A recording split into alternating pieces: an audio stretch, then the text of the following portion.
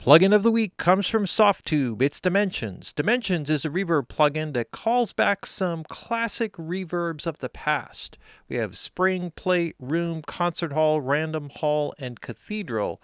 These are all reverbs that come back from classic units, some digital, some analog, and we'll kind of dial them in kind of one by one, kind of show you basically how it works and how powerful a unit it is. Now, I put together a quick demo here. I'm just going to play a little bit of audio.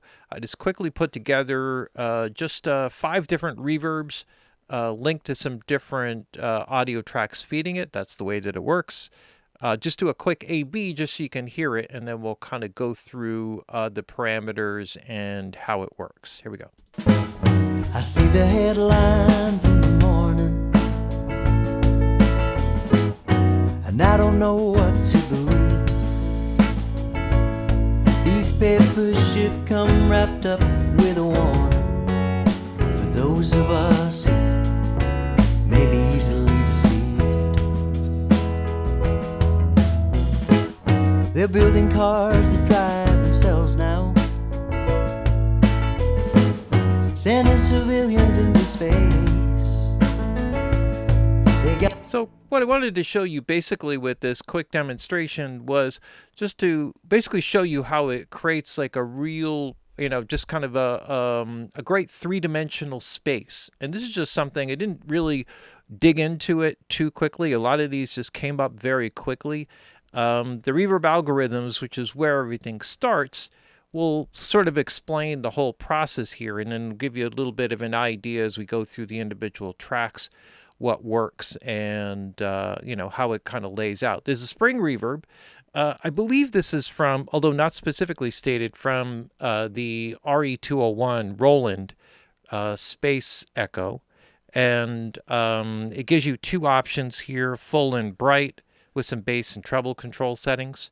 We have a plate. This is an emulation going back to the EMT250. This is a digital reverb unit that actually had very limited processing. It was basically like a big heat sink, but an incredible sounding plate reverb. And then he did a variation of that gives you sort of an analog style version of it. So each one will give you some different parameters. So with the spring, for example, you had full frequency or bright.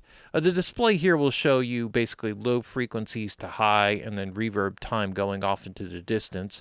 And so you'll kind of see the different layers over here displayed in the graphic there. The plate reverb will give you 2 options. Analog gives you 3 different colors, bright, medium, dark. Digital is really directly off of the EMT250, and then it gives you some bass multiplier, bass frequency, treble multiplier, modulation, some of the basic controls that you get. We'll get into some of the main controls here in a bit. So you have 2 options there, analog and digital. Now, the analog takes the digital algorithm and adds some sort of characteristics from the mechanical reverb. The digital version was basically, well, it had more than just the plate in it, but very different sound than just a pure analog mechanical plate. So they kind of put some of those characteristics into it. The room and concert hall hail from the original Lexicon 224. Essentially, they took the concert hall algorithm and then they sort of pared that down to make a room algorithm out of it. If you work with this, you'll have a shape control. So the shape control sort of defines the onset of reverb, whether it's very direct in the beginning or if you bring it down, whether it sort of ramps up. There's a diffusion control, right? So with the room, that becomes important. Maybe you probably have a bit more diffusion with percussion and things like drums. If you want a more open sound, then taking down the diffusion will just give you less acoustic energy, less density of reflections, essentially. Then you get the similar bass multiplier, bass frequency, treble damping, right, which is basically just changing reverb time at the high frequencies, just another way to put it. And there's also a chorus with some different settings, or modulation control, light and chorus, and then the amount. Concert hall has the same basic settings here in terms of the way that it's laid out. Random hall comes from the Lexicon 480L. Now, this wasn't part of the original one. It actually came out as an update later. And they also had like a card slot, so you could actually do expansion sounds and actually even store your own custom sounds in a cart if you are traveling from studio to studio. That sometimes would come in handy. And so this primarily worked off a size control, right? The size of the space. The shape and the spread sort of work together, where the shape sort of sets the onset of the reverb and the spread defines how long of a period that onset occurs over, right? So you have some controls there. We'll go through a little bit of that. Diffusion, there again, the density of the reverb, right? So if you want a more open sound, less diffusion. You want a dense, heavy sound, go more diffusion. Same multipliers and dampening. The spin and wander controls are essentially modulation controls, spin being the rate and wander being the volume. I may have gotten that backwards. No, spin is the speed and wander is the level, right? So that's the basic idea there. Cathedral, I'm not entirely clear about exactly where this came from. They reference their Model 77 that it is in there, which is a modeling of the Yamaha CS series keyboards that came out in the 1980s, CS 50, 60, and 80.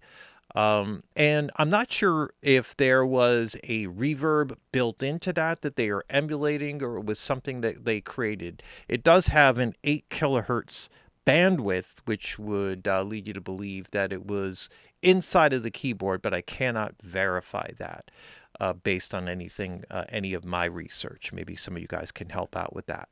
In the center section, the controls are all the same. We have a pre-delay, right? So this will delay the onset of reverb.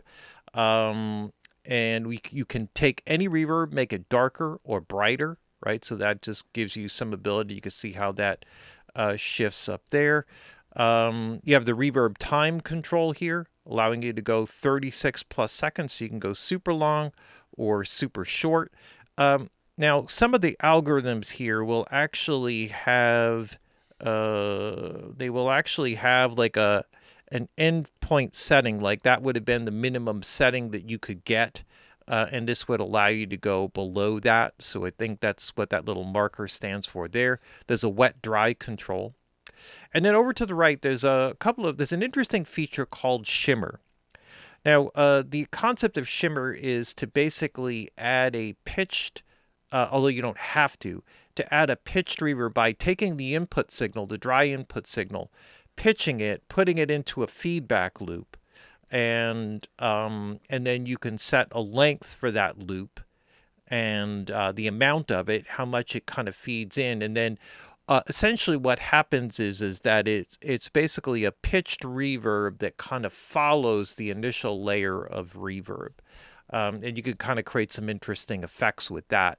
There's also a couple options here to make it go full wet so that you only hear the shimmer effect, right, or the pitched reverb, or whether you're blending it in, where essentially when you turn this on, that would be the normal reverb as is, and this would add some of the effect. Might play around with a little bit of that.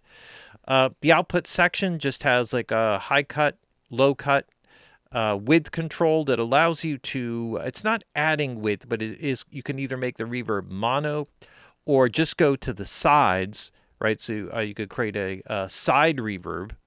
So it just, goes all width, no center information, and an output gain control. Now, let's start by just kind of going through some of the basic sounds here. What I set up for the drums, and we could just kind of start with the drums here. Maybe I'll solo them up. It's probably a good way to start. And let's listen to a little bit of this just with the room sound here.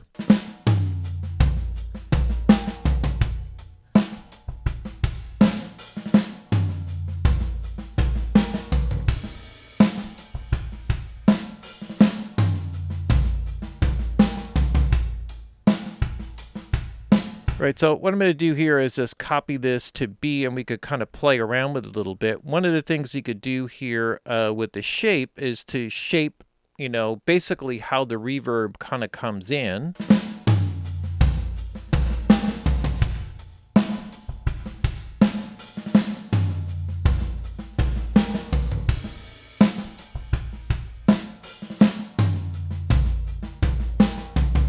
Now, it gives the appearance of actually changing the reverb time, and for all intents and purposes, I guess that's really, if it sounds that way, pretty much that's what you're getting. So you could chase it with this here, but by changing the shape, if you're taking the tail end of the reverb, which the bottom end of it would be 60 dB lower, or dB SPL lower, that would be the idea, the way that they measure RT60, then if you're bringing up that back energy level, then you would hear more of the full length of the reverb. So that shape would basically allow you to determine, whether the reverb is starting quickly and decaying more rapidly, or whether it's sort of, building up and you're getting like a larger size space effect.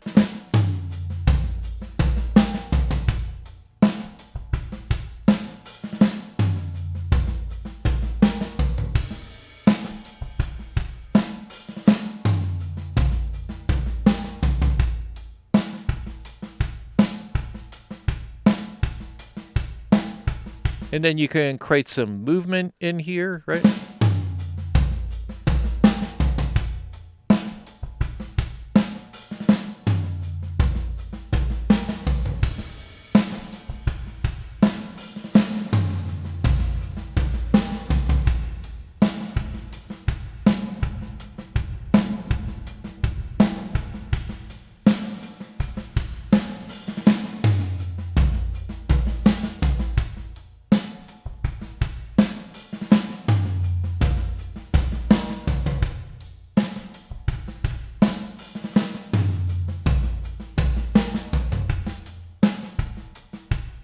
So it gives you a lot of controls in terms of being able to shape, the perception of the space, right? The size of the space. And they're just sort of very unique controls. Some of these like old vintage reverbs have these kind of unique settings, or names for settings, because they were just basically making stuff up. And when you start to dig into them, it gives you some pretty powerful controls, especially when you get to like the random hall and you can control some of the settings there. But just to give you a basic idea of what it's capable of. And then let's hear like the let me just see here. I can maybe take this off, just go with the snare, do like a snare plate here.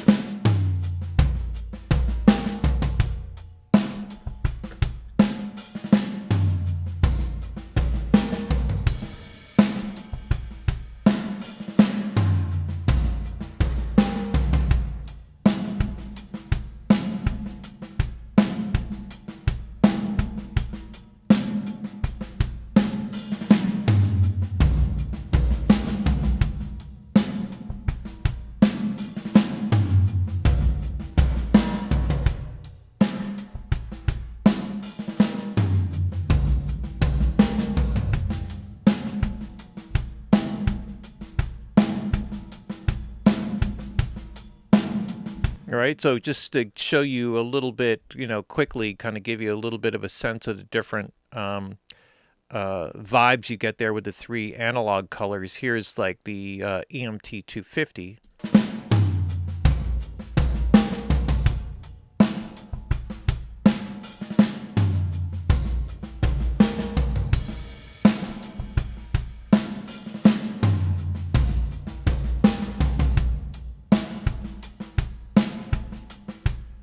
And then you could go through the different multipliers and modulation and all of that sort of stuff.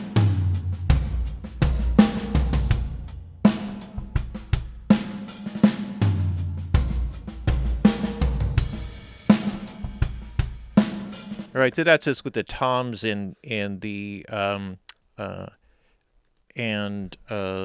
snare drum kind of feeding into the plate, just to give you a little bit of an idea of that. And what that sounds like. Okay, so let's move along. I did a quick one here with the bass. Just a tight space.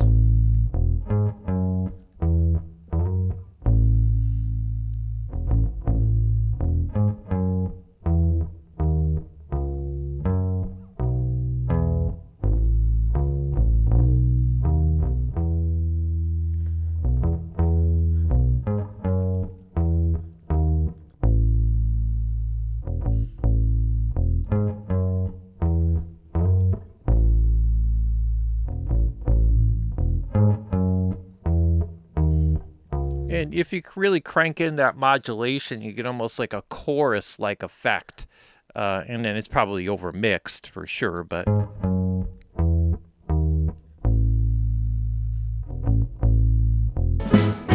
And I don't know what to do.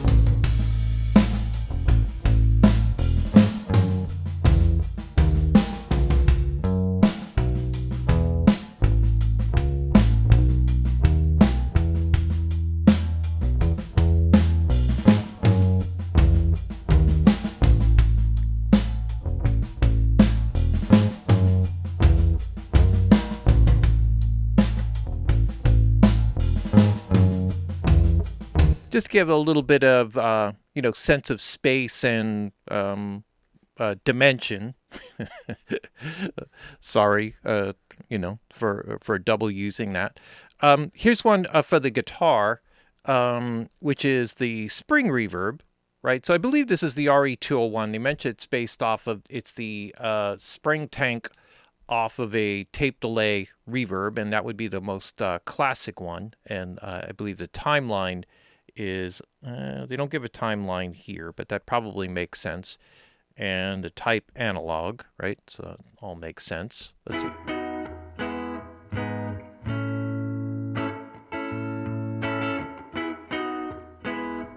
This could be a time here where you kind of pull this toward mono.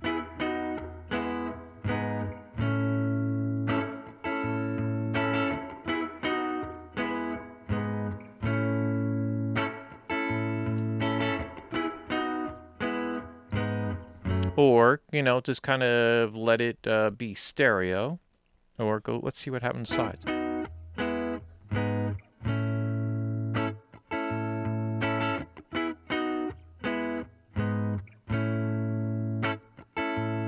And here, let me put it back to full stereo here. So that's the full tank.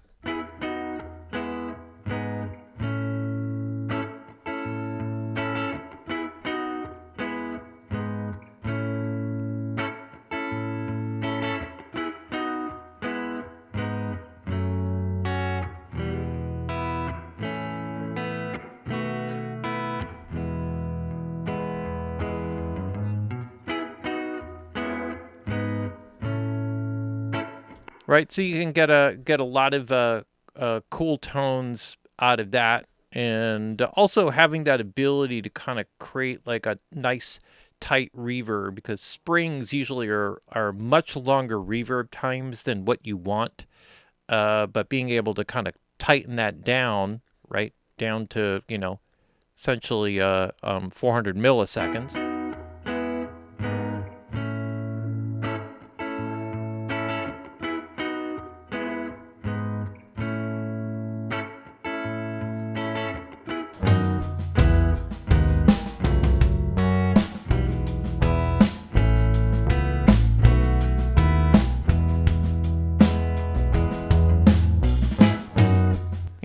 Gives you the ability to kind of create like a really nice space, kind of like a springy slap delay kind of thing. Piano, let's see.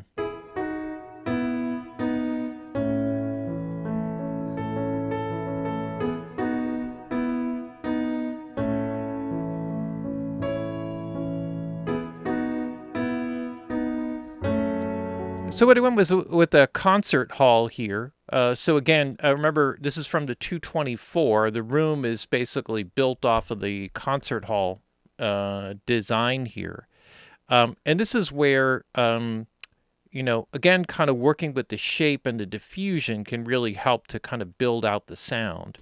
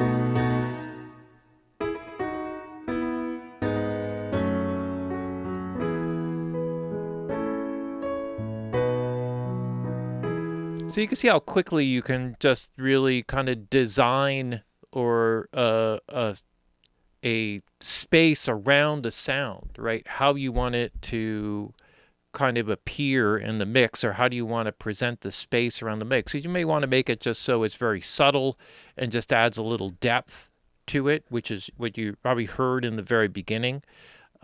Just doing the quick on off, you could just hear the sense of space, how it can add richness or warmth to a sound or presence to a sound. So that's another way to use it. And then finally the vocal, right? So let's see. I see the headlines in the morning, and I don't know what to believe. These papers should come wrapped up with a warning for those of us who may be easily deceived. So I just put like a little room sound on here with a bit of pre-delay. Let's go to the random hall here for a second, because this kind of shows off a little bit of the size, shape, and spread parameters, right, that are a big part of the 480L design. I see the headlines in the morning, and I don't know what to believe. These papers should come wrapped up with a warning for those of us who may be easily deceived. They're building cars that drive themselves now, sending civilians into space. All right, so remember the shape is how the reverb sort of envelopes upward. The spread is the time over which it happens. So if I crank these both tight, what you get is a reverb that kind of starts almost instantaneously with pre-delay. I see the headlines in the morning, and I don't know what to believe. These papers should come wrapped up with a warning for those of us who may be easily deceived. They're building cars that drive themselves now, sending civilians into space. They got experts on the TV and the radio, presenting the facts for one side of the case. And as I sit here by the fire, You can make it more open sounding here. as our ancestors used to do, I can't help thinking I would give anything to still be so confused by the moon. And then again, here we got like a rate and amount on the amount of modulation or movement. I see the headlines in the morning, and I don't know what to believe. These papers should come wrapped up with a warning for those of us who may be easily deceived. They're building cars that drive themselves now, sending civilians into space. Right. And, in the context of the mix, it I'm not sure if this would particularly work, but you could just see how you can really kind of open up the sense of space here so that it won't start to clog up the mix. And let's just see what it sounds like. I see the headlines in the morning, and I don't know what to believe. These papers should come wrapped up with a warning for those of us who may be easily deceived. They're building cars that drive themselves now. So, just to give you a quick idea of how some of these tools, some of these things like with the 480L, they're all layered in pages. But once you kind of understand the way that you can sort of manipulate and shape the reverb, you could hear how quickly you can go about, just really shaping the space around something and kind of making it really fit in a mix, where it's not getting all, clogged up or just clogging up space.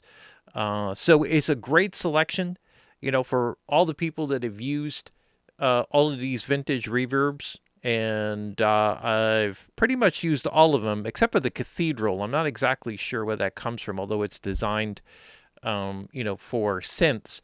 But you can see, just like with those parameters, how you can control that sense of space and really create depth and really have a lot of reverb in the mix if you want it pretty easily, just with the controls that are given to you there, especially the shape and the spread. I always love those controls on the 480L.